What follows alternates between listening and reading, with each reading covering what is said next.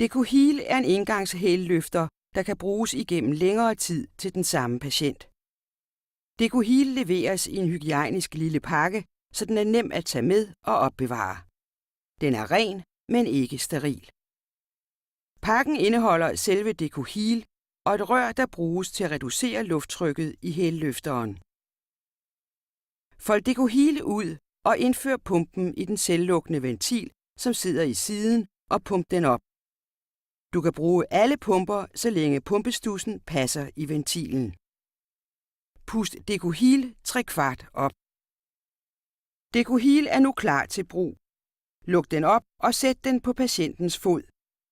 Træk forsigtigt DecoHeal op mod knæet for at sikre, at den sidder rigtigt på foden.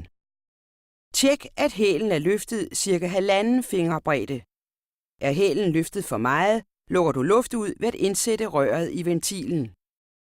Er hælen løftet for lidt, pumpes lidt mere luft i. Du kan gøre begge dele, mens DecoHeal sidder på foden. Husk at tjekke løftehøjden mindst 1 gang i døgnet. Luk forsigtigt bændet over åbningen. DecoHeal har et unikt design, der giver en række fordele. DecoHeal fjerner al fugt, fordi den bruger Vapor Drain-teknologien, som du kan læse mere om her på hjemmesiden.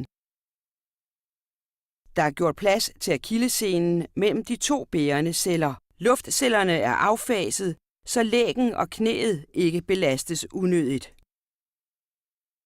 Sejlet under foden forebygger spidsfod.